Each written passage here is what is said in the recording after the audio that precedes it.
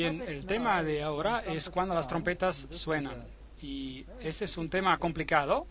Y hay tantos puntos de vista sobre las trompetas que no creo que sea bueno ser dogmático sobre esto y decir esto es exactamente lo que es.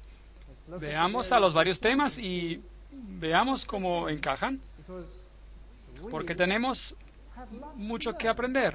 Y estoy seguro que hay muchas cosas en el libro de Apocalipsis que se van a aclarar a medida de que se revelen los eventos de la historia. Ahora, a mucha gente le gusta poner las trompetas en el futuro y hay escuelas de pensamiento enteras sobre esto, pero ellos tienen un problema con la estructura del libro de Apocalipsis. Y veremos que es probablemente mejor guardar las trompetas en línea con la estructura de quiasmo, esa estructura que fue establecida en el Apocalipsis para que no nos perdamos. Así que, ¿qué son estas trompetas y qué significan? Primero, antes de entrar en el tema de las trompetas, hay algunos asuntos interesantes que encontramos en Apocalipsis en los capítulos 7 hasta el capítulo 9 y que forman una unidad. Por eso yo no quiero solamente hablar de las trompetas, quiero hablar del asunto de la unidad por completo. Entonces, hay una numeración de las personas de la tierra en esos temas. En Apocalipsis capítulo 7 y en Apocalipsis capítulo 9 hay el concepto del detener y soltar los vientos y están relacionados a 4 ángeles. En ambas secciones se numera a las personas. En Apocalipsis capítulo 7 el pueblo de Dios es numerado. Y en Apocalipsis capítulo 9, la contraparte demoníaca es numerada, otro pueblo. Entonces hay una numeración, los que están con Dios y los que están en contra de Dios.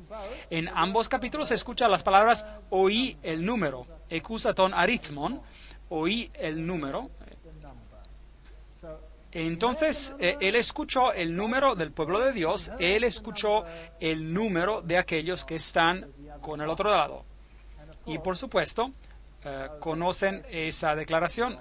Ha sido pesado y hallado falto. Es lo que encontramos en el Antiguo Testamento.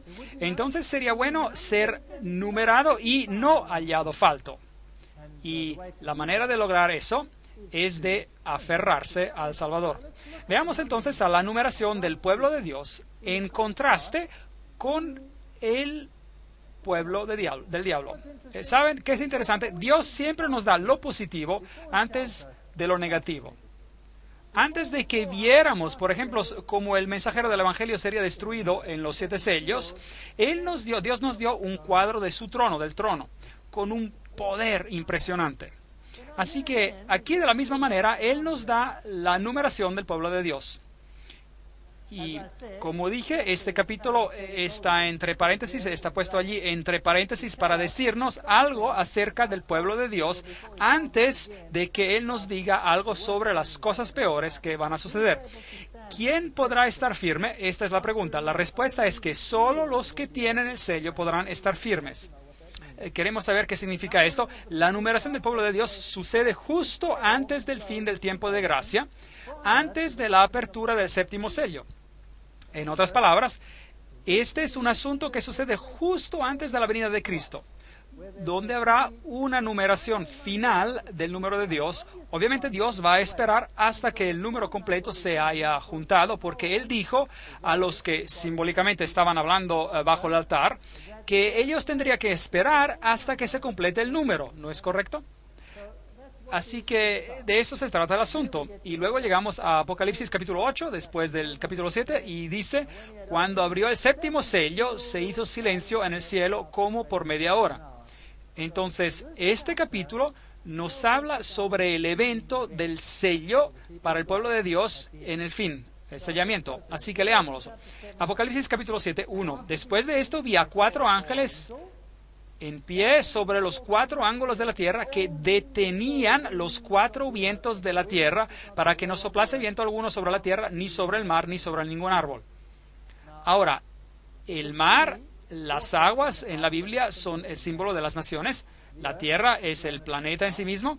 El árbol en la Biblia es el símbolo del individuo. Nabucodonosor fue un árbol cortado.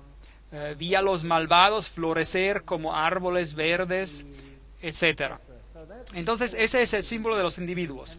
Y estos 4 ángeles celestiales que están deteniendo los vientos de conflicto para que el pueblo de Dios sea sellado. Entonces, la destrucción, la conflagración final en la tierra, el caos que vendrá, tenido por Dios, sin tomar en cuenta cuán grave se ve la situación, Dios sigue permaneciendo en control. Eso es lo que dice. Hay 4 ángeles que detienen los 4 vientos hasta que el número completo de Dios haya ingresado. Vi también a otro ángel que subía de donde sale el sol y tenía el sello del Dios vivo y clamó a gran voz a los 4 ángeles a quienes se les había dado el poder de hacer daño a la tierra y el mar, diciendo: no hagáis daño a la tierra, ni al mar, ni a los árboles, hasta que hayamos sellado en sus frentes a los siervos de nuestro Dios. En sus frentes. ¿Qué hay aquí en la frente? El centro de tu inteligencia. Es el lugar donde está la capacidad que tú tienes de decidir, tu estado consciente. Esto es lo que está en tu frente. Es lo que hace la diferencia entre nosotros y cualquier otra criatura en este planeta, cualquier animal. Es el centro cognitivo, el gran centro cognitivo para poder hacer decisiones en el ser humano. Y aquí es donde se hace una decisión por o en contra de algo. Y como hemos visto anteriormente, ser sellado es establecerse en la verdad de manera que no puede ser movido. Pero Dios también sella a estos individuos. Y oí el número. Ahí oímos el número de los que fueron sellados. Y estos son el pueblo de Dios. El número de los sellados, 144,000 de todas las tribus de los hijos de Israel. Apocalipsis 7, 2 hasta 4. Algunas personas piensan que este número es un número literal y dicen que hay literalmente 144,000 que están sellados. Pero recuerden que él oyó el número. ¿Qué significa estar o ser sellado? Bueno, en 2 de Timoteo 2:19 dice: pero el fundamento de Dios está firme teniendo este sello, conoce el Señor a los que son suyos. Entonces, Él los ha sellados. Y apártense de iniquidad todo aquel que invoca el nombre de Cristo. Entonces, ¿qué nos dice esto? Estas personas han tomado la decisión de ya no hacer lo malo y de hacer lo bueno por medio del poder de Dios. Y de pedir perdón a Dios por lo malo que han hecho y de pedir ser limpiados en la sangre del Cordero. Es tan simple como es. No es un asunto complicado. Nosotros siempre lo hacemos más complicado de lo que es. Y la palabra aquí por iniquidad es maldad, injusticia, maldad de corazón y vida, una acción que viola la ley. Muy interesante. Entonces, si nos apartamos de la iniquidad, nos convertimos en cumplidores de la ley. Si amamos a Dios, guardamos sus mandamientos. Airaos, pero no pequéis. No se ponga el sol sobre vuestro enojo, ni deis lugar al diablo. El que hurtaba, no hurte más, sino trabaje, haciendo con sus manos lo que es bueno para que tenga que compartir con el que padece necesidad. Ninguna palabra corrompida salga de vuestra boca, sino la que sea buena para la necesaria edificación, a fin de dar gracia a los oyentes. No es un asunto muy complicado. Significa empezar a hacer lo que es correcto y renunciar a lo malo. Y no contristéis al Espíritu Santo de Dios, con el cual fuisteis sellados para el día de la redención. Entonces, los que están sellados tienen que empezar a hacer lo correcto. Tienen que hacerlo. Si eran ladrones, tienen que dejar de robar. Si tienen una habla pesada, tienen que corregir el asunto. Deben empezar a hacer lo que es correcto en el poder del Señor. Quítese de vosotros toda amargura, enojo, ira, gritería y maldicencia y toda malicia. Antes, sed benignos unos con otros, misericordiosos, perdonándose unos a otros, como Dios también os perdonó a vosotros en Cristo. Efesios 4, 26 a 32. No es un asunto complicado. Que regresemos, que volvamos en armonía con la ley de Dios. Eso es lo que significa. Aférrense al testimonio. Sella la ley entre mis discípulos. A la ley y al testimonio. Si no hablan de acuerdo a esto, es porque no les ha amanecido. No podemos decir, soy un hijo de Dios, pero puedo vivir como vivía antes. No. A la ley y al testimonio. El hacer tu voluntad, Dios mío, me ha agradado. Tu ley está en medio de mi corazón. Salmos 48. Por lo cual, este es el pacto que haré con la casa de Israel después de aquellos días, dice el Señor. Pondré mis leyes en la mente de ellos. ¿Dónde está eso? Está en la frente. Y sobre su corazón las escribiré, para que puedan actuar con armonía con la ley. Y seré a ellos por Dios, y ellos me serán a mí por pueblo. Hebreos 8:10. Siempre hacemos estos asuntos muy complicados, y no lo son. Haz lo correcto, y deja las consecuencias a Dios. Ahora, en el corazón de la ley está el sábado, el día de sábado. Acuérdate del día de sábado para santificarlo. 6 días trabajarás y harás toda tu obra, mas el séptimo día es reposo para Jehová tu Dios. No el tercer día, no el cuarto día, el séptimo día es el sábado. No hagas en él obra alguna, tú, ni tu hijo, ni tu hija, ni tu siervo, ni tu criada, ni tu bestia, ni tu extranjero que está dentro de tus puertas. Porque en 6 días hizo Jehová los cielos y la tierra, el mar y todas las cosas que en ellos hay, y reposó en el séptimo día. Por tanto, Jehová bendijo el día de reposo y lo santificó. Así que aquí en el mandamiento del sábado hay otro sello. Dice ahí, en 6 días el Señor, ese es su nombre, Jehová, hizo... Es el creador, los cielos y la tierra, el mar y todas las cosas que en ellos hay.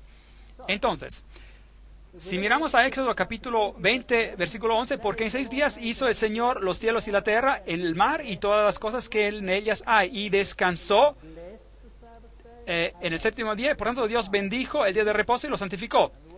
La palabra descansó aquí significa dar consuelo, estar confederado, acostarse, dejar de algo, estar en silencio. En otras palabras, tener un momento a solas con Dios, en medio de toda la agitación en esta tierra. Y les di también mis sábados para que fueran por señal entre yo y ellos, para que supieran que yo soy Jehová que los santifico. Santificad mis sábados y sean por señal entre mí y vosotros, para que sepáis que yo soy Jehová, vuestro Dios. Bueno, existen muchos dioses allá afuera. ¿A cuál sirves tú? Al que obedeces, claramente. ¿Y cómo le obedeces? Guardando su ley. Y si Él dijo, guarda el séptimo día, entonces, ¿qué día debemos que guardar? El séptimo día. Éxodo 31:13 dice, el sábado es una señal entre mí y vosotros por vuestras generaciones, para que sepan a qué Dios sirven. Soy yo, el Señor del sábado. Hola, yo soy.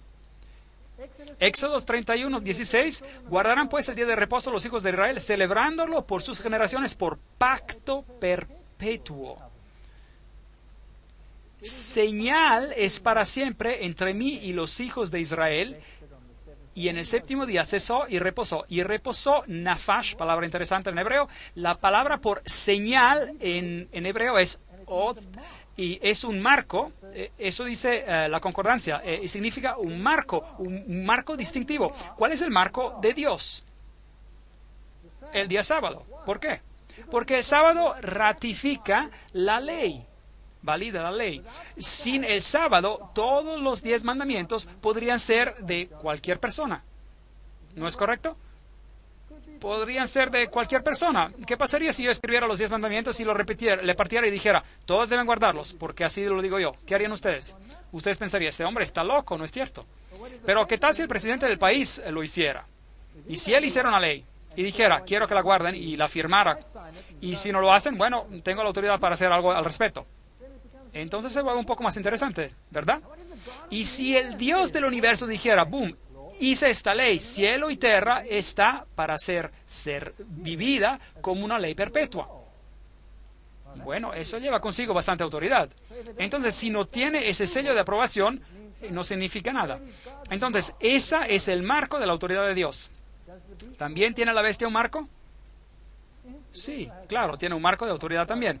Veremos a esto después. Debemos entender que el marco de Dios, su señal o sello, así como un sello de autenticidad, autentifica un documento. El presidente de los Estados Unidos, por ejemplo, ese es su sello, el sello del presidente americano, o el típico sello real, que dice al rey tanto el nombre, el título, su territorio, cualquiera que sea, Inglaterra o cualquiera.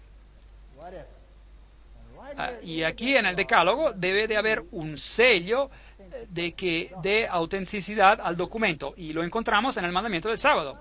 Sin el sábado, todos los 10 mandamientos son solo otro grupo de leyes hechos por... ¿A quién importa? Pues, ¿por quién?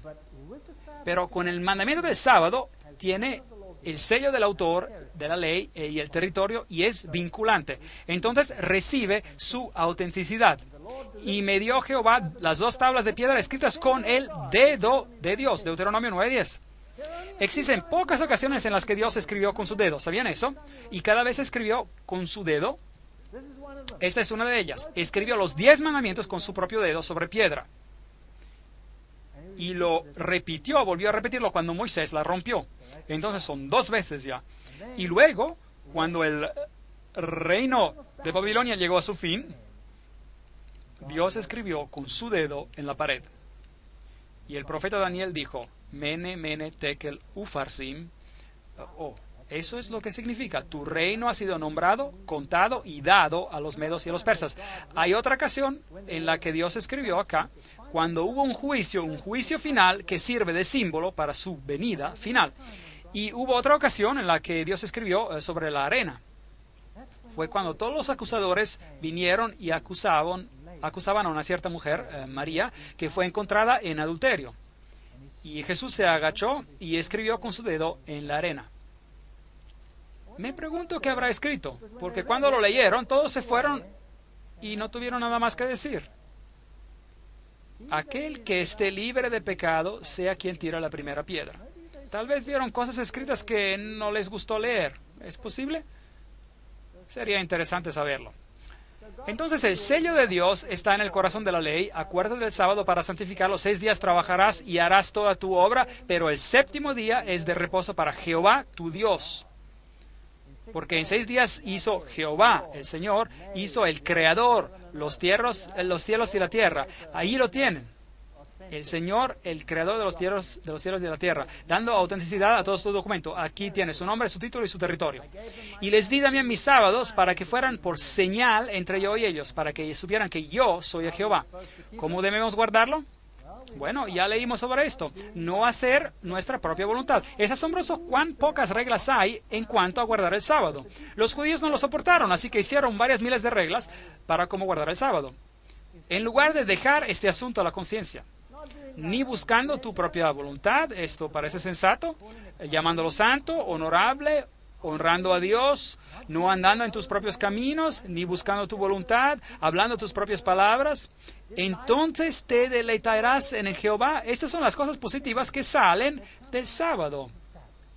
No un día de miseria. A propósito, hoy es el 7º día, es el sábado. ¿Hemos tenido un día miserable hasta ahora? Yo no. ¿Y fue solo para los judíos? No. Y a los hijos de los extranjeros que sigan a Jehová para servirle, que amen el nombre de Jehová para ser sus siervos, a todos los que guarden el sábado, yo los llevaré a mi santo monte y los recrearé en mi casa de oración. No era un sábado judío, de hecho viene desde el Génesis y viene desde la creación. Porque mi casa será llamada casa de oración para todos los pueblos. El sábado era para todos. Isaías 56, 6-7. Si obedecéis cuidadosamente a los mandamientos que yo os prescribo hoy, guardaos pues que vuestro corazón no se deje engañar y os apartéis para servir a dioses ajenos. Por tanto, los ataréis, esos mandamientos, como señal en vuestra mano, y serán como insignias entre vuestros ojos. Increíble. Los mandamientos deben de estar en las manos y en las frentes. ¿Qué significa esto? Así que los escribieron, los pregaron aquí y los amarraron alrededor de sus manos. Trabajo hecho. ¿Creen que eso es lo que Dios tenía en mente? Y de alguna manera yo no lo creo. Eso es ritualizar la ley. Y puede ser esfuerzo sincero, pero no es lo que se quiere decir aquí. Significa que debemos pensar y actuar de acuerdo a la ley. Eso es lo que Dios quiere. Y Dios dice que sus mandamientos deben de estar en tu mente y en tus acciones, y otro poder vendrá y dirá, no, no, no, no, mis mandamientos en tus mentes y en tus acciones. Es una diferencia interesante, pero bueno, no vamos a tratar de esto ahora. Deuteronomio dice lo mismo en la mano y o en la frente, Deuteronomio 6, 6, 8. Y te será como un memorial delante de tus ojos y en la mano, para que la ley de Jehová esté en tu boca. Éxodo 13, 9. Dios tiene algo que debe ser sellado en la mente, la ley de Dios. Y el sábado es la señal de la ley en una manera particular. Entonces, el propósito del sábado era que sea un día de descanso, un día de bendición, un día de paz, un señal, una memorial de la creación, un símbolo de la santificación, un día venerable, un pacto perpetuo. Esas fueron las razones por las cuales Dios dio el día del sábado, de manera de que no nos olvidáramos de Él y de lo que Él ha hecho por nosotros. Entonces, la ley de Dios en su totalidad, con el reconocimiento de su autoridad en nuestras vidas, nos traerá en armonía con el cielo, por medio de la redención que está en Cristo Jesús. Y esto es lo que significa ser sellado, es volver a estar en armonía con Dios. Entonces, ¿cuántos son sellados? Apocalipsis 7:5, de la tribu de Judá, 12,000 sellados. De la tribu de Rubén, 12,000 sellados. Gad, 12,000 sellados. De la tribu de Aser, 12,000 sellados. De la tribu de Naftali, 12,000 sellados. Y llegamos hasta la tribu de Manases, 12,000 sellados. Y de la tribu de Simeón, Levi, Isaacar, Zabulón y José, Benjamín. Y todos fueron sellados, 12,000.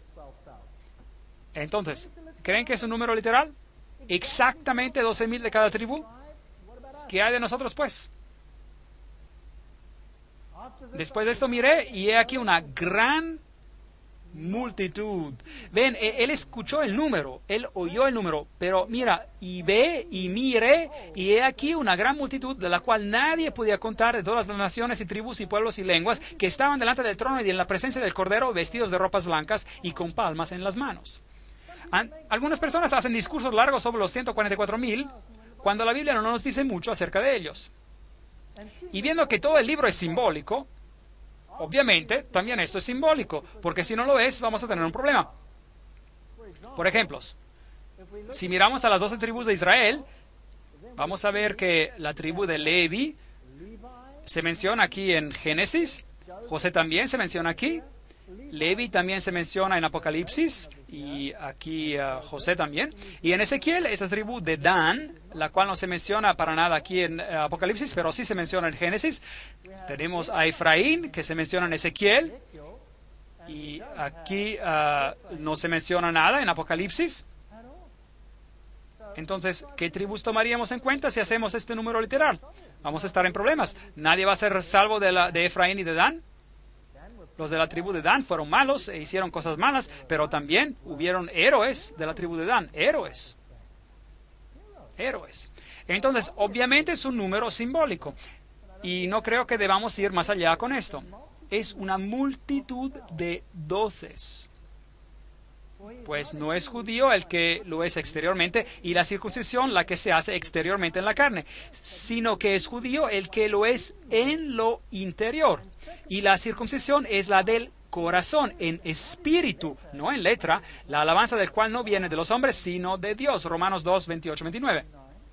¿Serán salvos solamente los judíos de las tribus literales? ¿Qué pasará con los gentiles que se han convertido por medio del anuncio del Evangelio? No podemos hacer de los 144,000 un número literal. Y en cualquier caso, ¿quién es judío? ¿Quién es un cristiano? Es el que lo es en el interior. Galatas 3:29 dice, y si vosotros sois de Cristo, ciertamente linaje de Abraham sois, y herederos según la promesa. Entonces, ¿en qué nos convierte? Me da la oportunidad a mí de pertenecer al linaje de Abraham. Linaje de Abraham y heredero según la promesa, si acepto a Cristo. Bueno, yo no era un judío, era un pagano, pero en Cristo puedo ser del linaje de Abraham, porque Cristo es del linaje de Abraham, y si yo estoy en Él, entonces soy redimido. Ahora, la pregunta de judío o cristiano ya no es relevante. Si tienes a Cristo, eres del linaje de Abraham, no importa cuáles fueron las circunstancias de tu nacimiento. Porque en Cristo Jesús ni la circuncisión vale nada, ni la incircuncisión, sino una nueva creación. Y a todos los que anden conforme a esta regla, paz y misericordia sea a ellos y al Israel de Dios. Gálatas 6, 15, 16. Entonces, ¿cómo llego a ser parte del Israel de Dios? El pueblo de Dios a lo largo de todos los siglos. Yo acepto al Cordero de Dios. El judío no se salvaba por guardar la ley. Tenía que traer a un cordero y matarlo. Y era salvo por la sangre del cordero. Tal vez rechazaron al cordero años después, pero ese era el método por el cual era que él se expiaba. Y clamaba a gran voz diciendo, la salvación pertenece a nuestro Dios que está sentado en el trono y al Cordero. Y todos los ángeles estaban en pie alrededor del trono y de los ancianos y de los 4 seres vivientes y se prostraron sobre sus rostros delante del trono y adoraron a Dios diciendo, amén, la bendición y la gloria y la sabiduría, la acción de gracias y la honra y el poder y la fortaleza sean a nuestro Dios por los siglos de los siglos. Amén. ¿Quién gana? Jesús gana. Nuevamente tenemos este maravilloso tema donde Jesús aparece en el Apocalipsis y nos habla sobre los redimidos y cómo son sellados. Tan arraigados en la verdad que no pueden ser movidos, nuevamente en armonía con la ley de Dios, salvos por la sangre del Cordero. Y Él nos da esta linda imagen antes de darnos las malas noticias. Es un tema en el libro de Apocalipsis. No debemos temer porque Él es victorioso. Él es el Rey de Reyes. Entonces uno de los ancianos habló diciéndome, estos que están vestidos de ropas blancas, ¿quiénes son? ¿Y de dónde han venido? Y yo le dije, Señor, tú lo sabes. Y él me dijo, estos son los que han salido de la gran tribulación y han lavado sus ropas y les han emblanquecido en la sangre del Cordero. Por esto están delante del trono de Dios y le sirven día y noche en su templo, y Él que está sentado sobre su trono extenderá su tabernáculo sobre ellos. Esa es la conclusión del asunto. Una gran historia sobre la victoria de Jesucristo antes de que lleguen las malas noticias.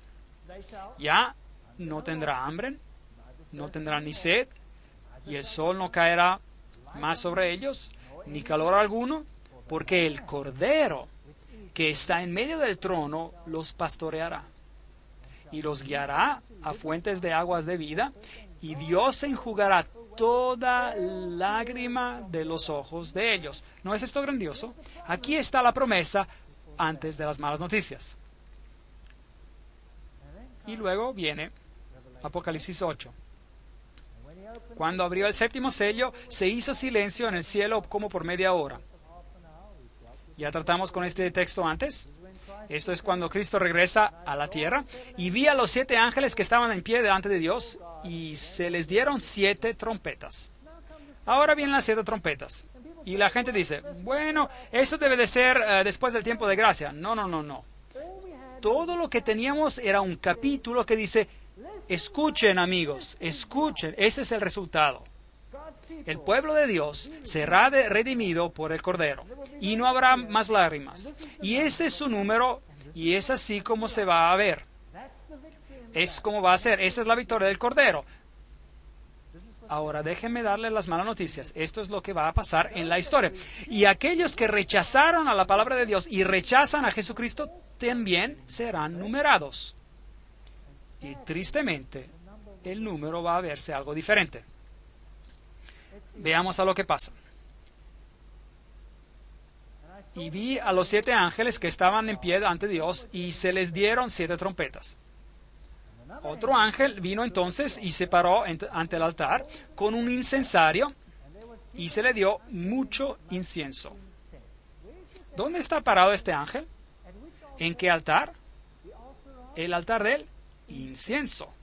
¿El altar del incienso estaba en el primer aposento o estaba en el segundo aposento del templo? Estaba en el primer aposento. Así que no puede ser esto, no puede ocurrir esto después del cierre del tiempo de la gracia. Jesús aún está ministrando en el primer aposento. Todavía tiene que entrar al segundo aposento y cuando eso acabe, llega el fin. Y luego será demasiado tarde.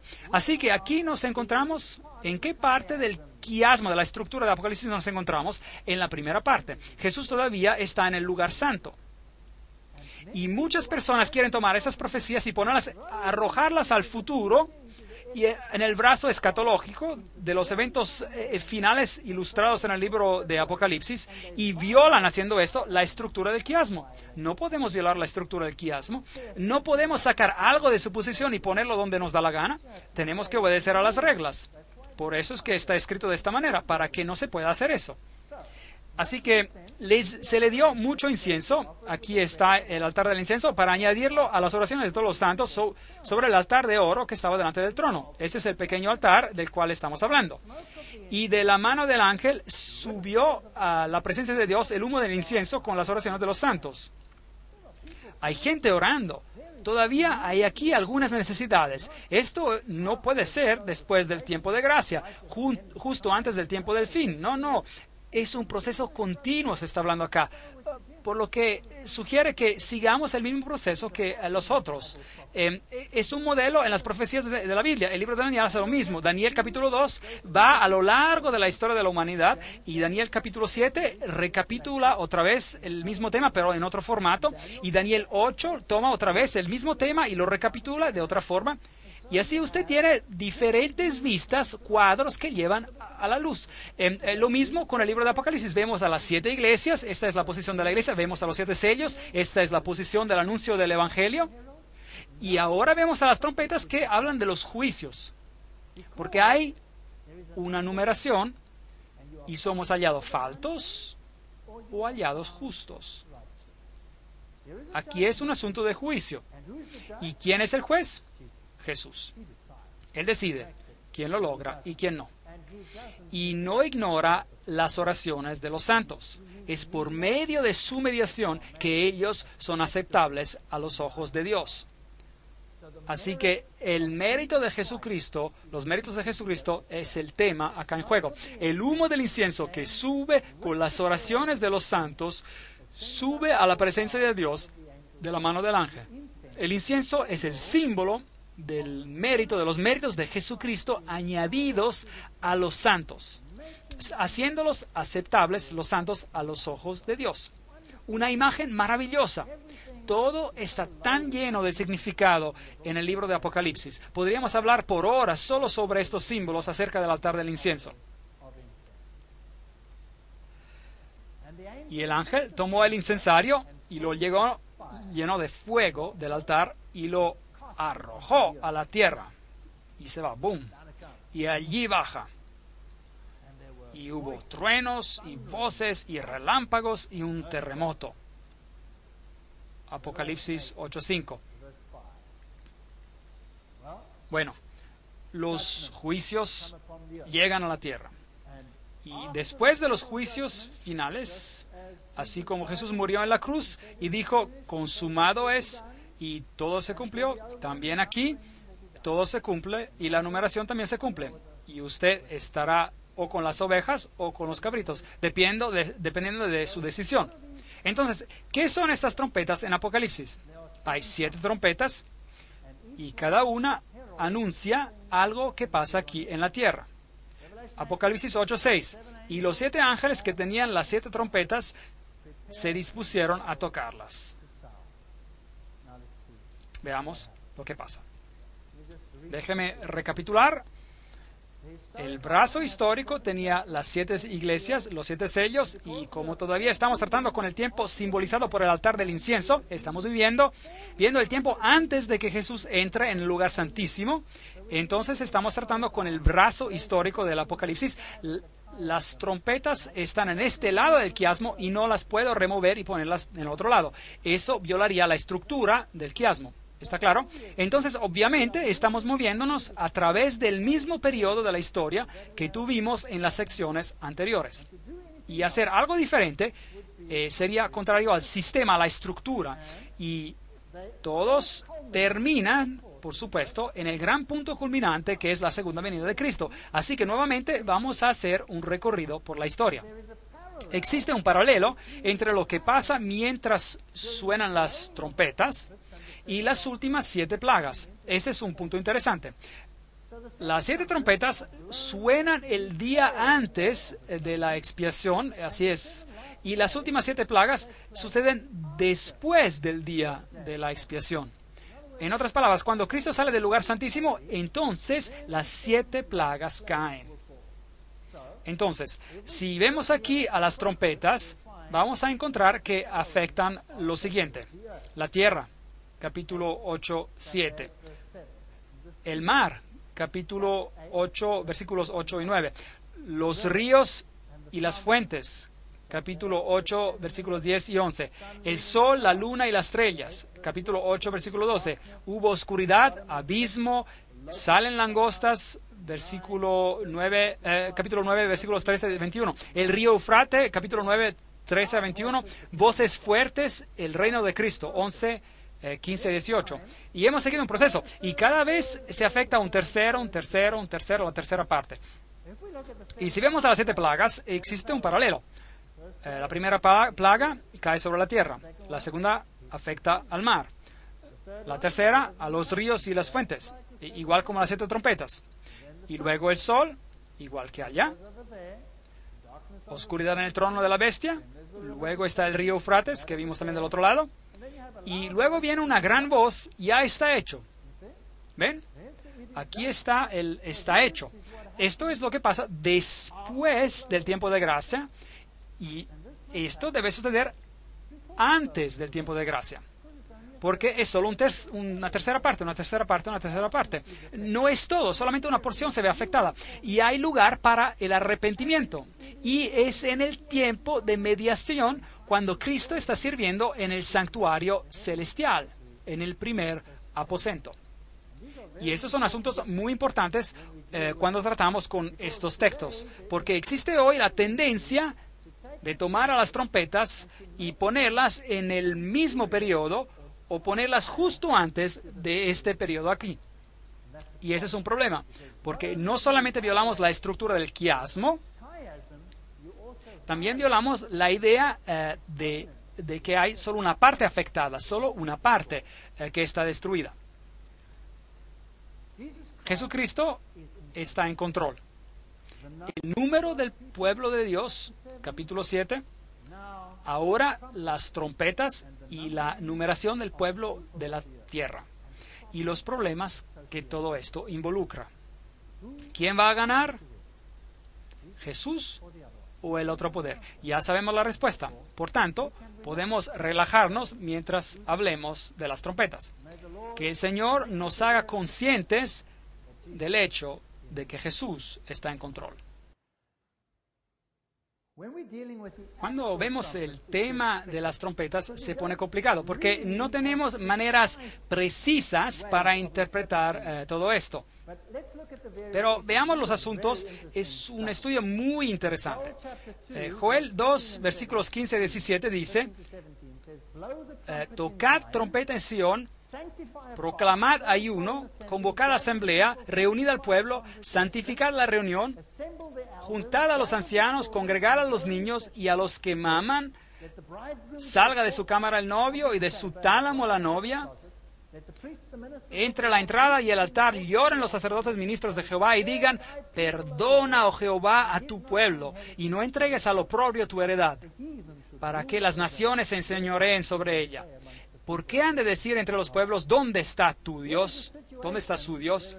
Aquí hay una situación donde la trompeta se suena bajo circunstancias donde el pueblo de Dios obviamente se ha desviado. Veamos entonces su interpretación. La primera interpretación es que estas trompetas son juicios de nuestros tiempos, en nuestros tiempos, que hacen lo paralelo a los juicios de las plagas. Es una interpretación muy prominente en el mundo de hoy. Personalmente, no puedo aceptar esta interpretación específica, por la misma razón de que viola la estructura del quiasmo en Apocalipsis, viola la estructura del quiasmo y pone en el futuro a algo que se encuentra en el brazo histórico del libro de Apocalipsis. Segundo, viola el principio de que Jesús aquí no está, está saliendo del lugar santísimo, pero Él está obviamente oficiando en el lugar santo.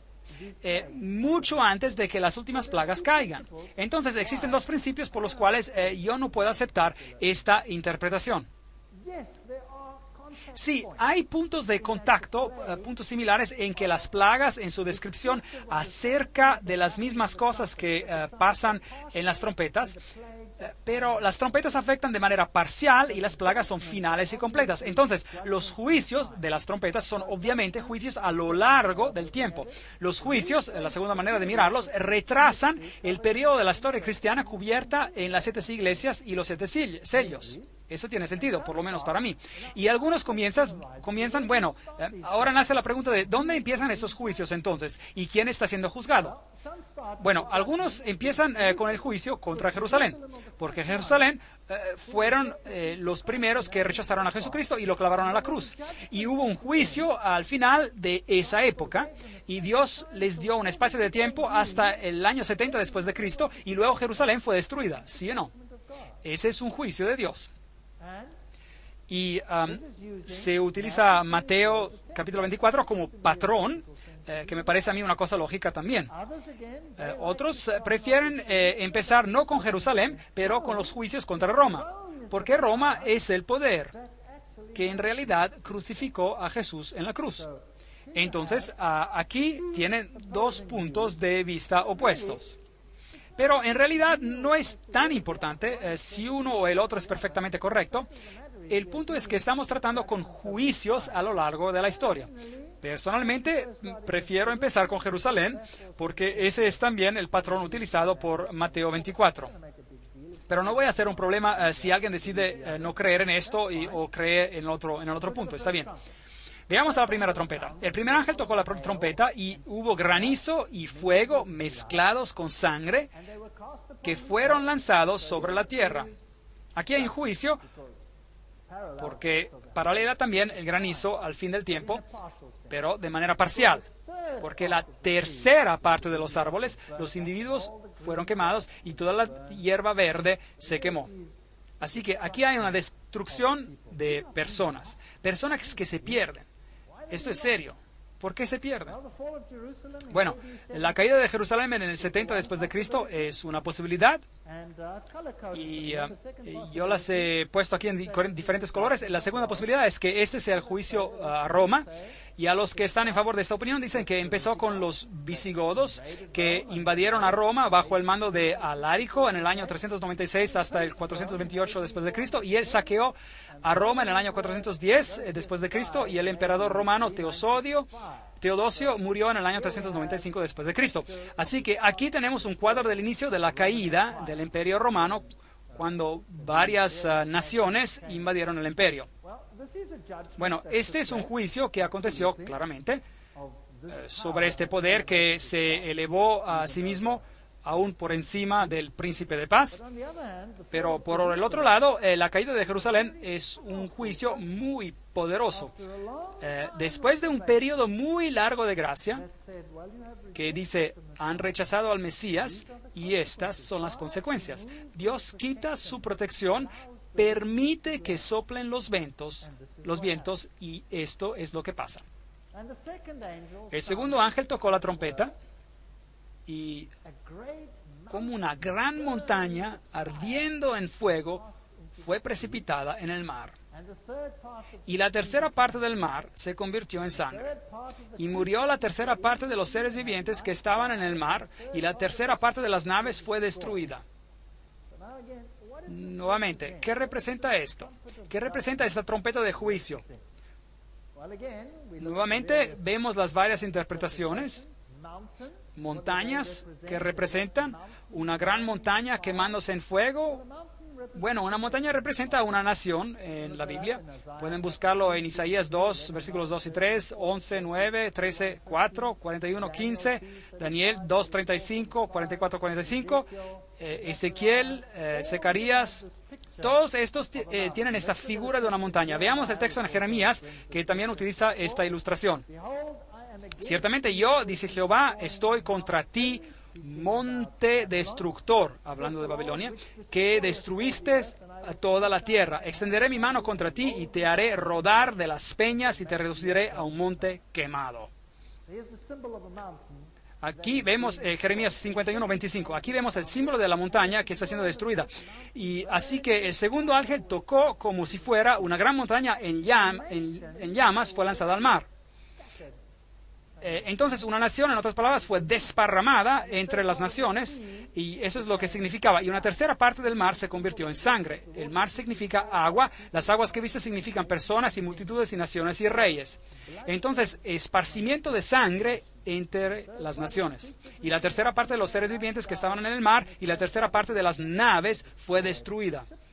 Naves en la Biblia significa economía. Las naves de Kittim son símbolos de economía. Veamos a las dos posibles interpretaciones. Si la primera fue el juicio contra Jerusalén, entonces la segunda sería obviamente el juicio sobre la Roma pagana y las naciones asociadas, representadas por el mar. Judíos y cristianos vieron a la Roma imperial como la nueva Babilonia. De hecho, Pedro escribió una carta donde él decía que él se dirigía a Babilonia, porque Roma, al igual que Babilonia, había destruido el templo de Jerusalén. Entonces, esa es una suposición razonable.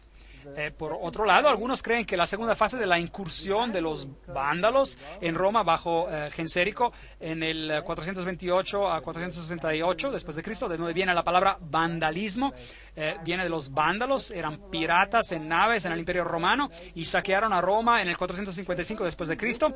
Así que algunos ven esto como un símbolo y otros ven este juicio cubriendo todo el juicio a la Roma pagana. Ahora, si aceptan a una u a otra interpretación es una cuestión de detalles, ¿correcto? No es algo para hacer un gran problema, no va a cambiar tu salvación, por ejemplo, de todos los modos. Personalmente me gusta la primera interpretación porque sigue un proceso lógico a lo largo de la historia, pero no importa si otros prefieren la segunda interpretación. La tercera trompeta. Y el tercer ángel tocó la trompeta y cayó del cielo una gran estrella. Ahora, ¿les suena parecido esto? Estoy seguro de que sí. ¿En algún momento cayó una estrella del cielo?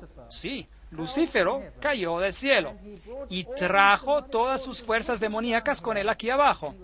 Y él iba a producir un gran cambio. Iba a tomar control sobre este reino. Él quiere ser el gobernador. Así que él trajo falsas enseñanzas junto a él, ardiendo como si fuera una antorcha, y cayó sobre la tercera parte de los ríos y sobre las fuentes de las aguas. Eso también se habla de personas acá. Y el nombre de la estrella es ajenjo, amargura.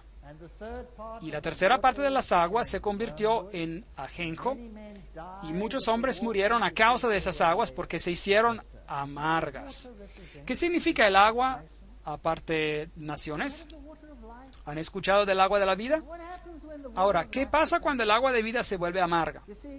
Ven, hubo un tiempo en el cual entró el compromiso, el tercer periodo del tiempo. ¿Se acuerdan cuando el compromiso ingresó a la iglesia?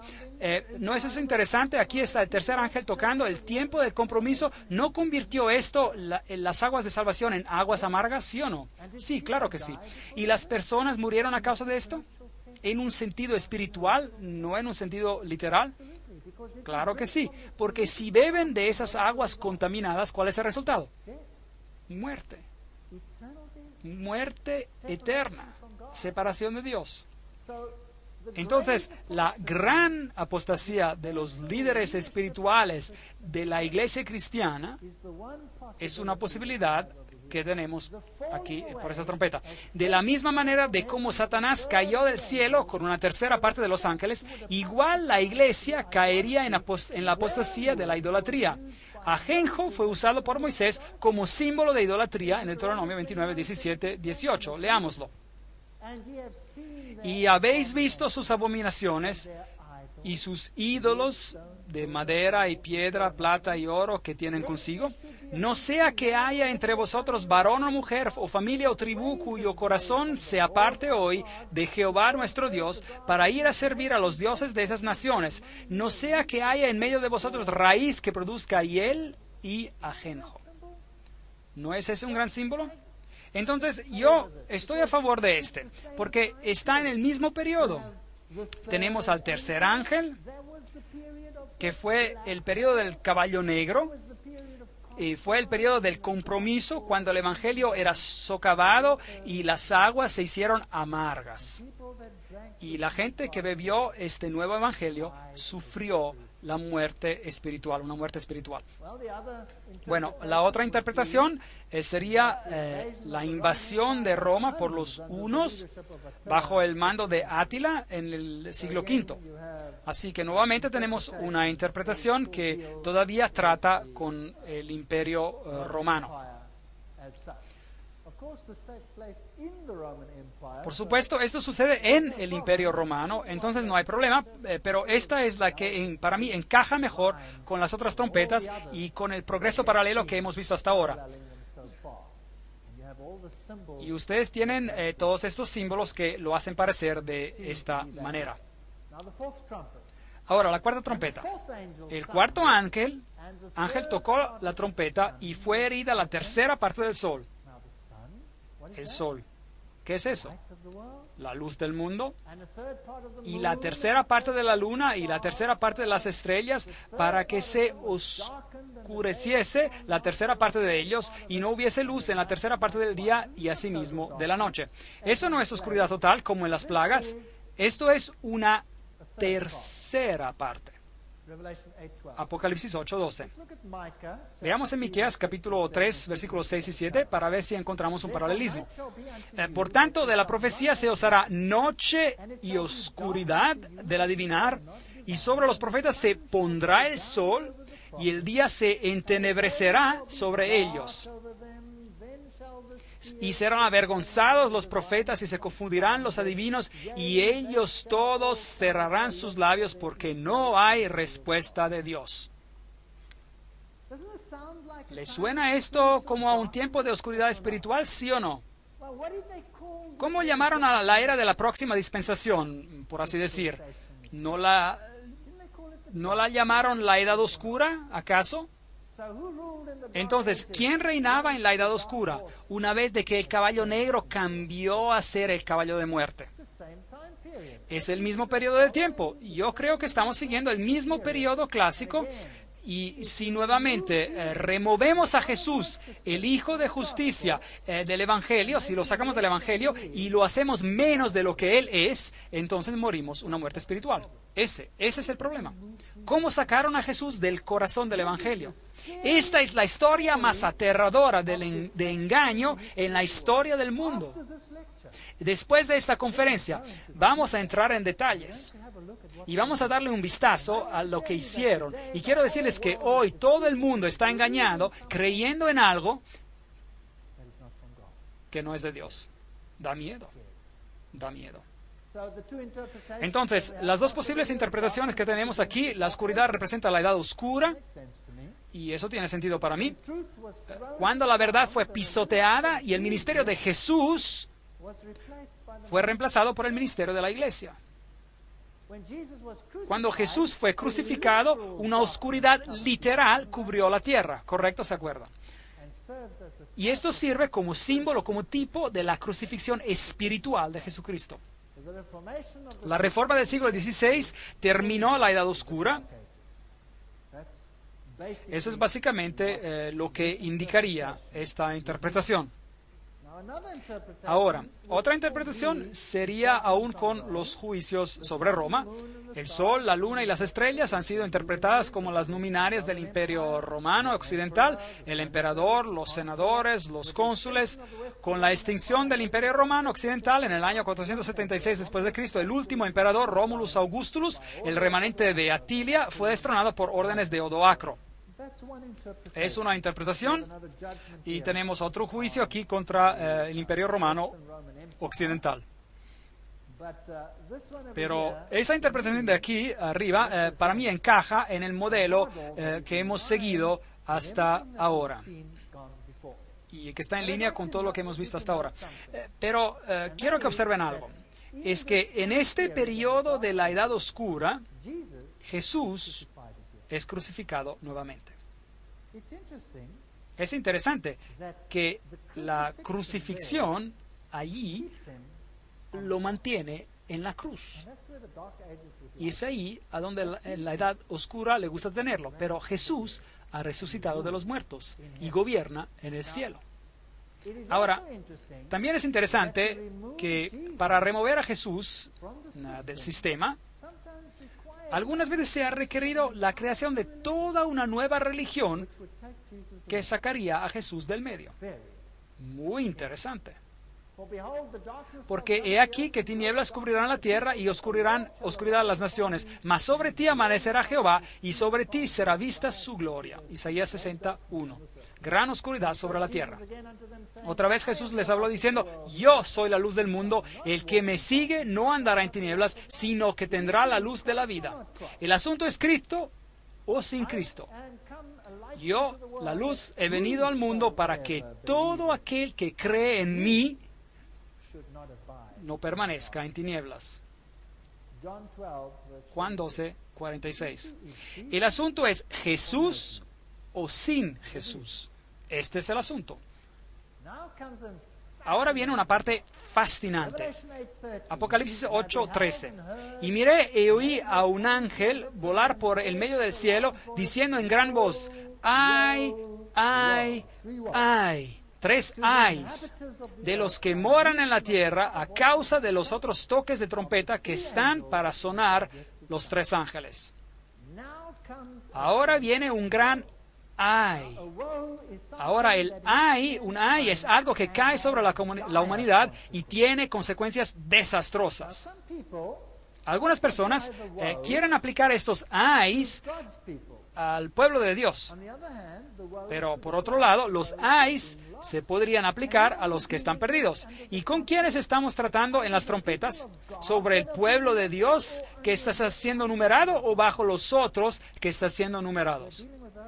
Estamos tratando con aquellos otros que están siendo numerados. Entonces ahora sabemos cuál es el último ay, porque el último ay es la venida de Cristo y la destrucción de los malvados. Entonces, ¿sobre quiénes cae el último ay? ¿Sobre los malvados? Sobre los malvados. No sobre el pueblo de Dios, sobre los malvados. ¿Y por qué no los otros 2 también? Estos son juicios para aquellos que han sido engañados o han permitido ser engañados porque han rechazado la luz, o sobre los que directamente han rechazado a Dios. Entonces hay 3 ayes que van a caer sobre los habitantes de la tierra y un ay los priva de salvación. Los habitantes de la tierra, a causa de lo que ocurre cuando se tocan las trompetas que quedan, van a recibir estos ayes. Los 3 ayes asociados con las próximas 3 trompetas implican un aumento sin precedentes del ataque demoníaco sobre la verdad. Sin embargo, Dios está en control. Así que durante las próximas 3 trompetas, Dios nos va a dar una vislumbre de lo que pasa aquí en esta tierra. Da miedo. Y vamos a necesitar 12 conferencias o posiblemente 24 programas para ver lo que está pasando. Increíble. Vamos a hacer 12 conferencias más sobre lo que esto implica. Da miedo. Ay, ay, ay, fue pronunciado sobre una iglesia que caminó según las chispas de su propia luz, quien no derivaba su luz y poder de la gran luz central, el sol de justicia, y no difundió la luz y la gloria sobre aquellos que estaban en la oscuridad. Y absorbiendo y difundiendo la luz, ellos hubieran hecho que su luz brillara más.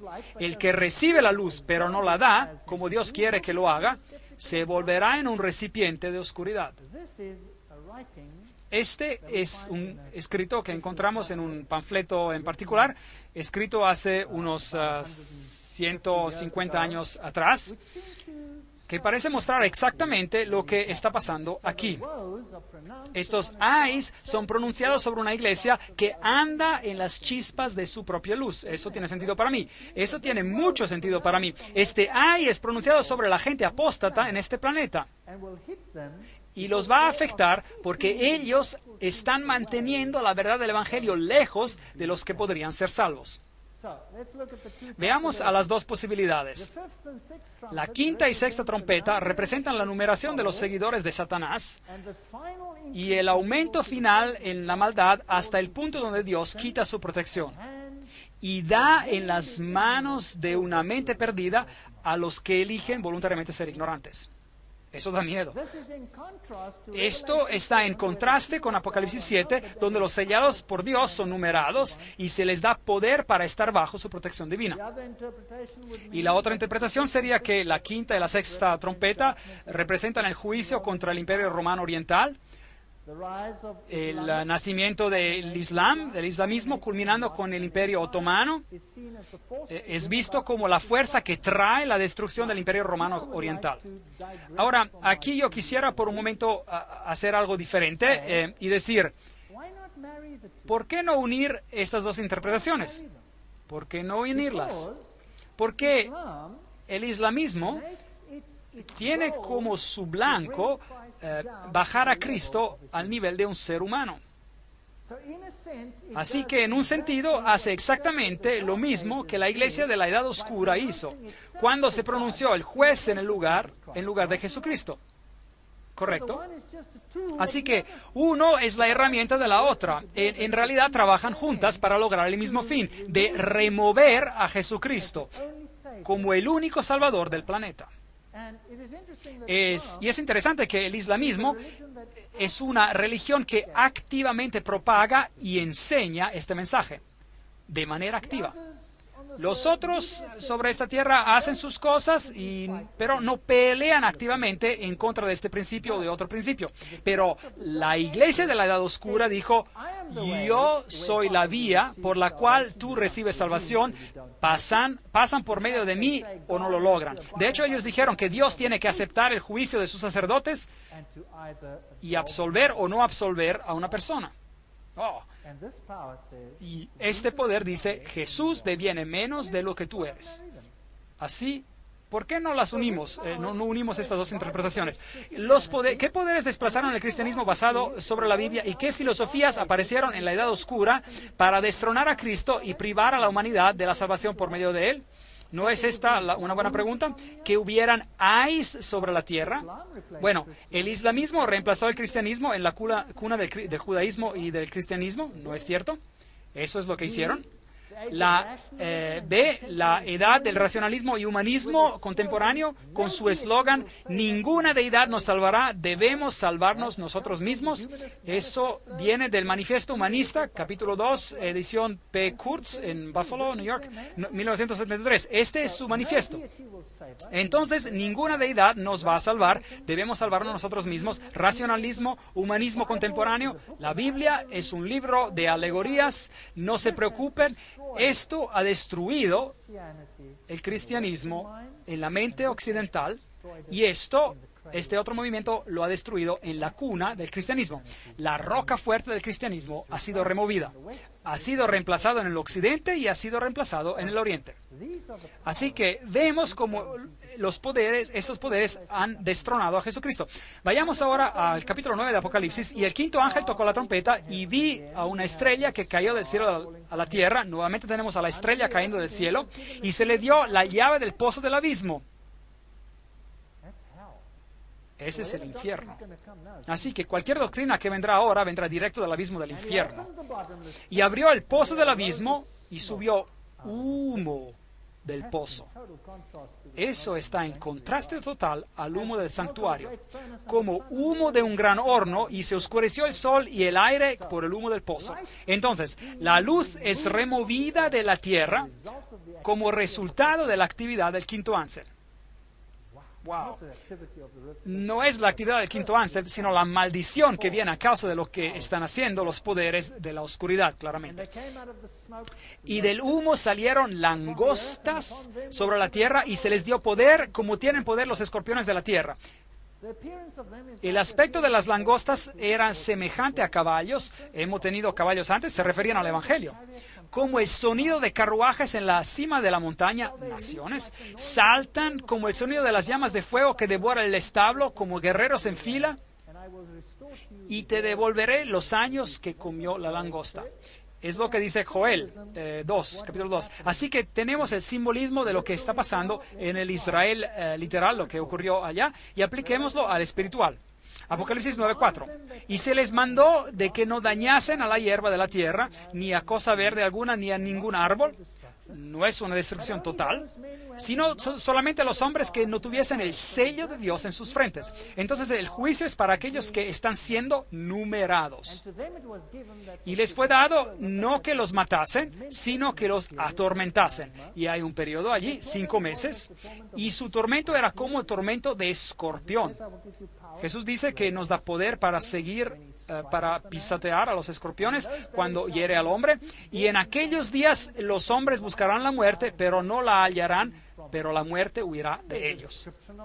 Entonces, hay una descripción de las langostas. Se comparan a caballos. Tuvimos a caballos antes. Son representantes del anuncio del Evangelio. Preparados para la guerra, en las cabezas tenían como coronas de oro. Sus caras eran como caras humanas. Tenían cabellos como cabello de mujer. Sus dientes eran como de leones. Tenían corazas como corazas de hierro. El ruido de sus alas era como el estruendo de muchos carros de caballo corriendo a la batalla. Aquí hay una situación de guerra. Eso es más o menos como se veían colas de escorpión, corazas de hierro, dientes, cosas terribles, en fin, bueno, la impresión de un artista. Y tenían colas como de escorpiones y también aguijones en sus colas y tenían poder para dañar a los hombres durante 5 meses. Apocalipsis 9:10. Bueno, ¿qué significa esto? Bueno, algunos ven en este simbolismo lo que hizo el Islam. Y en el otro lo puedes ver también en todo el sentido de lo que este mensaje sin Cristo haría al mundo.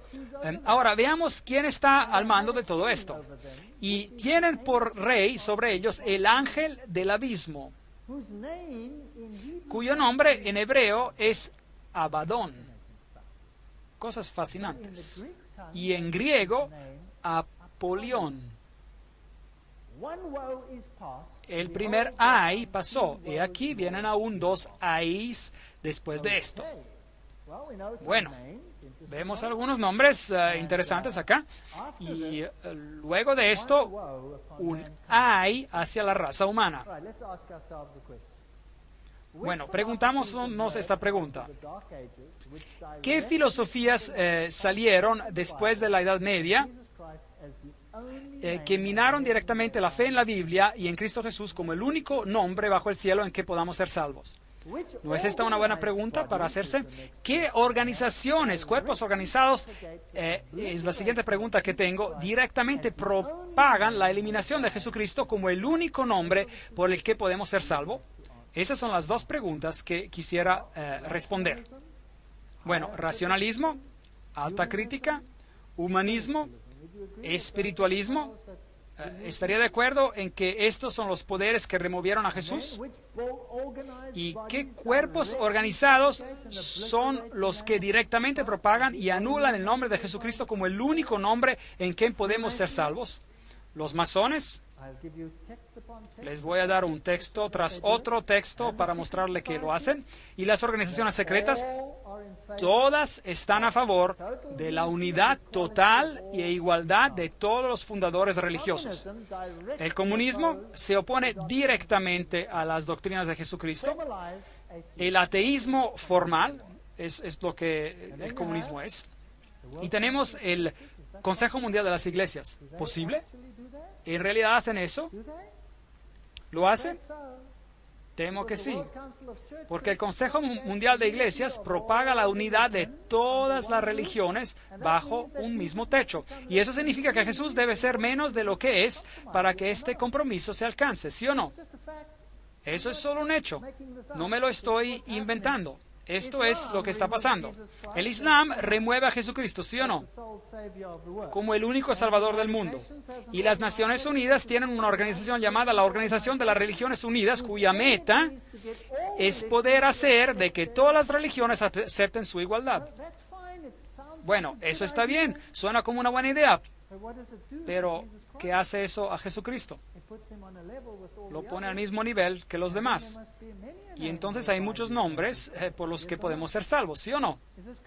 ¿Es correcto o no? Díganme ustedes, porque yo estoy en problemas aquí. Yo estoy sacando ciertos asuntos que son problemáticos. Pero esto es exactamente lo que están haciendo.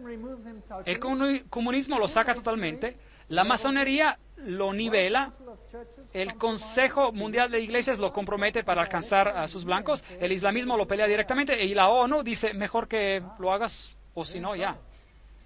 Estamos en problemas. Déjenme leerles esto. Este es nisbet.com, masonería del Internet. Leámoslo. En el grado 17 del rito escocés, la palabra sagrada comunicada al candidato es Abaddon.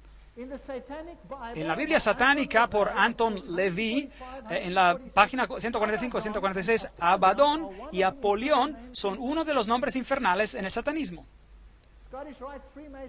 El rito masón escocés ilustrado por J. Blanchard, volumen 1, página 453, dice: toca la frente de Tyler cuando él responde poniendo su mano en tu frente. Contraseña, Jubulum, palabra sagrada, Abaddon.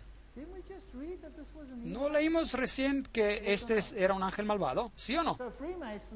La masonería dice que este es el ángel sobre nosotros. Ellos tenían a su ángel sobre ellos, Abaddon, Satanás. Si miran a la interpretación islámica, esta es el área cubierta por la langosta del desierto, y esta es el área cubierta por el islamismo en sus comienzos, y hoy cubre eso y más.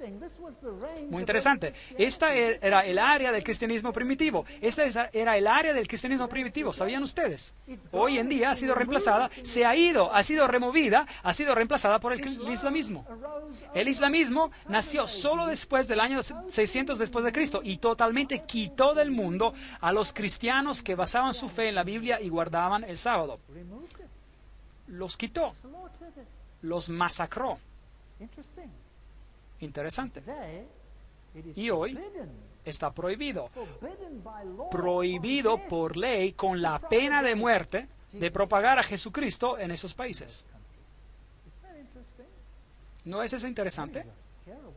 Es un terrible ay contra la humanidad, porque si el único nombre por quien podemos ser salvos es quitado, entonces estamos en problemas. John William Draper también escribe en la historia del desarrollo intelectual en Europa que 4 años después de la muerte de Justiniano, en el año 571 después de Cristo, nació en Meca, en Arabia, el hombre que, de todos los nombres, ha ejercido la mayor influencia sobre la raza humana.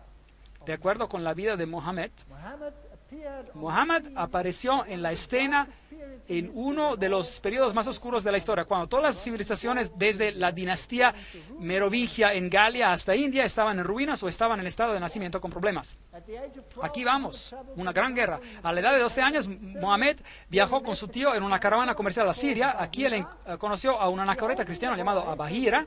Contemplando al niño, dice la historia, pudo ver él en su rostro señales de su futura grandeza, y le aconsejó a Abu Talib que lo cuidara, porque un día él sería recipiente del llamado divino. En reconocimiento del profeta por Bahira, el cristiano, simboliza en la tradición islámica la primacía de la misión de Mahoma sobre la de Cristo. A Jesús lo hacen de menos. Apocalipsis 9:4, y se les mandó de que no dañasen a la hierba de la tierra, ni a cosa verde alguna, ni a ningún árbol, sino solamente a los hombres que no tuviesen el sello de Dios en sus frentes. Entonces, ¿a quién afecta la trompeta? ¿Al pueblo de Dios o a los otros? A los otros. Todo aquel que no tiene la oportunidad de elegir a Cristo, porque ellos se lo quitaron, está en problemas. Y a ellos les fue dado que no los maten, sino para que fuesen atormentados por 5 meses. Y su tormento era como tormento de escorpión cuando hiere al hombre, y en aquellos días los hombres buscarán la muerte, pero no la hallarán. Y ansiarán morir, pero la muerte huirá de ellos. Interesante. Aquí hay un decreto de Abu Bakr, el tío de Mohammed, quien le sucedió. Cuando peleas la batalla del Señor, deféndanse como hombres sin voltear, pero no dejen que su victoria esté manchada por la sangre de mujeres y niños. No destruyan a las palmeras ni quemen las plantaciones de maíz, no corten árboles frutales ni lastimen al ganado, solo lo que maten coman. Cuando hagan algún pacto o artículo, cúmplanlo y mantengan su palabra. A medida de que avancen, van a encontrar personas religiosas que viven retiradas en monasterios y se proponen servir a Dios de esta manera. Déjenlos, no los maten ni destruyan a sus monasterios. Y van a encontrar a otro tipo de personas que pertenecen a la sinagoga de Satanás, que tienen cabezas rapadas. Asegúrense de partir sus cráneos y no les den tregua hasta que se vuelvan mahometanos o paguen tributo. Bueno, ese decreto se ve con un paralelo en la Biblia, y algunos piensan que los 5 meses representan a 150 días proféticos, que serían 150 años proféticos, usando números 14 y como base, y también Ezequiel 4 como base, un día por un año. Entonces se sacó la cuenta, y que si tomas este número y tomas la fecha del 27 de julio de 1999, cuando Otomán I invadió a Nicomedia, y se suman los 150 años, entonces llegamos hasta el 27 de julio 1449, cuando el último emperador griego, Constantino, tomó el trono con el permiso del sultán. Ahora, Khaled bin al-Walid, por nombre Saif Allah, uno de los 2 líderes musulmanes de la extremadamente exitosa expansión islámica bajo Muhammad, y su sucesor inmediato Abu Bakr o Omar, a pesar de que peleó contra el profeta, este segundo, finalmente se convirtió, dicen ellos, y conquistó. Y Khalid siguió siendo el líder real de las fuerzas que conquistaron al ejército bizantino. Derrotaron al ejército bizantino y el Islam se aposesionó de los territorios donde el cristianismo reinaba. Muy interesante. Y continuaron conquistando Siria y Arabia y destruyeron 50.000 tropas bizantinas y las masacraron. Así que el cristianismo fue removido. Veamos el punto de vista masónico. Este se llama Moral y Dogma. Esta es la fuente masónica. Cuando el cristianismo estaba débil, inútil y sin poder, el restaurador árabe e iconoclasta vino como un huracán de limpieza. Pero Khalid, ahora saben quién fue, era este gran general, la espada de Dios lo llamaban, marchaba de victoria en victoria y exclamaba a sus cansados soldados: no dejen a ningún hombre dormir, habrá suficiente descanso en los jardines del paraíso, dulce será el reposo, nunca más seguido por el trabajo. La fe del árabe se volvió más fuerte que la del cristianismo y él conquistó. Este es el punto de vista masónico, que la fe del árabe se volvió más fuerte. También dice que se convirtió en una fe mejor del cristianismo. Así que hoy el islamismo reina donde reinó el cristianismo. Y tienen los ziguruts y el Imperio Otomano y la Mezquita Azul y Santa Sofía, y que todos solían ser dominios cristianos y hoy son del islamismo. Esta solía ser cristiana, ahora es islámica. Interesante, ¿verdad? Así que si juntamos estas 2 interpretaciones, entonces tenemos la catástrofe completa de la apostasía, acarreando con ella la destrucción de Jesucristo como el Salvador. El racionalismo, la alta crítica, la destrucción de la Biblia, la eliminación de la fe en la Biblia en Jesucristo y una guerra literal en contra de aquellos que se oponían. El 6º ángel tocó la trompeta y oí una voz de entre los 4 cuernos del altar de oro que estaba delante de Dios, diciendo al 6º ángel que tenía la trompeta: desata a los 4 ángeles. Ahora sí tenemos problemas, que están atados junto al gran río Eufrates. Así que aquí están 4 otros ángeles. Teníamos a 4 ángeles de Dios deteniendo a los 4 vientos, y ahora tenemos a 4 ángeles que están atados al río Eufrates. Eso es Babilonia. Así que estos son los homólogos demoníacos a los homólogos angelicales. Y fueron desatados los 4 ángeles que estaban preparados para la hora, día, mes y año, a fin de matar a la tercera parte de los hombres. Y el número de los ejércitos de los jinetes era 200 millones. Oí el número. ¿Ustedes lo escucharon? Otra vez. Aquí tienen la numeración de este poder. Es un número enorme, como las arenas de los mares. Algunos ven este periodo de tiempo como profético: la hora, el día, el mes y el año. Y otros dicen que no, que es simplemente una declaración definitiva de tiempo. Ahora, en este mismo año, en este mismo día, en este mismo mes, en este mismo segundo, es así cuando va a pasar. Así que si usted se decide por una u otra interpretación, no es probablemente tan importante y probablemente ambos pueden ser ciertos. Algunos ven este periodo como un tiempo profético, a otros como un tiempo designado a las fuerzas demoníacas de Babilonia, en contraste a los ángeles de Dios que detienen a los cuatro vientos, que ocurrirán en los últimos eventos del conflicto entre Cristo y Satanás.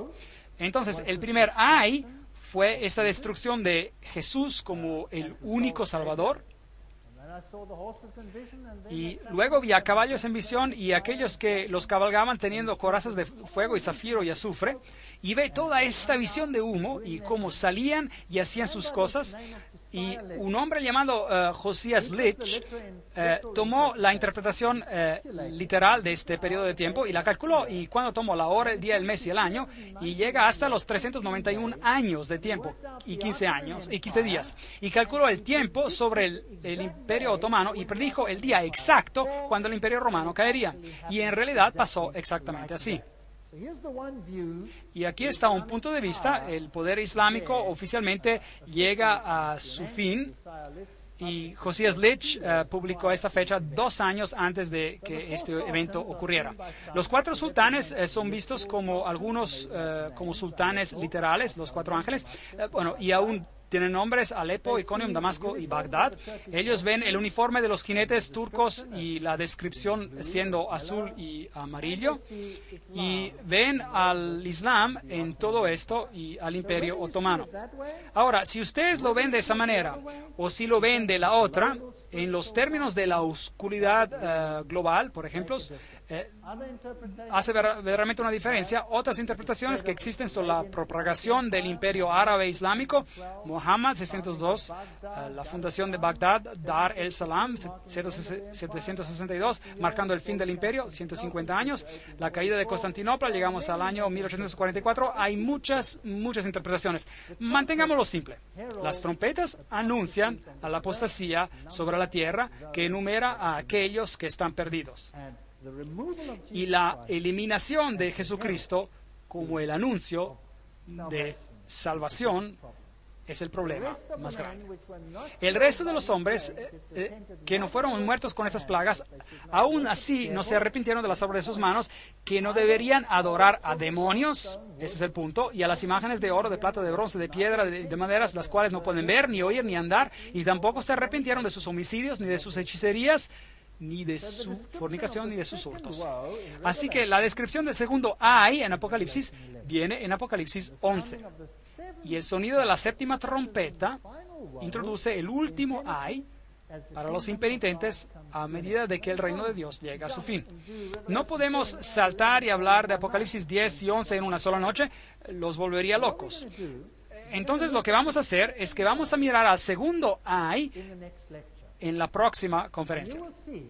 Y verán que el engaño más terrible de todos los tiempos está en el siguiente ay. Y luego viene la destrucción. Y nosotros estamos viviendo en los momentos finales antes del tercer ay.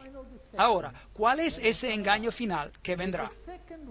Si el segundo ay ya removió a Jesús como el último Salvador, entonces, ¿qué pasará antes de que Él venga en las nubes y todo ojo lo verá? Y los que lo perforaron y toda familia de la tierra se lamentará por su causa. Así sea. Amén. Esta es la pregunta que debemos responder. Hemos visto a Apolión, hemos visto a Abadón, hemos visto algunas declaraciones donde organizaciones alegan de que este poder los está gobernando. Hemos visto las posibilidades del islamismo, hemos visto el racionalismo y el humanismo popular y todas estas cosas entrando y removiendo la doctrina de Jesucristo y trayendo oscuridad y el ay a las personas. Ahora, cuando lleguemos a Apocalipsis capítulo 11, vamos a ver cuál es el engaño final y cómo Satanás establece su reino final para atacar a la palabra de Dios, cosas que dan miedo. Y luego tendremos que hacer 12 conferencias para mostrar que así es exactamente. Que Dios nos bendiga y nos guarde hasta que nos volvamos a reunir nuevamente mañana para el próximo episodio de esta serie. Gracias por venir.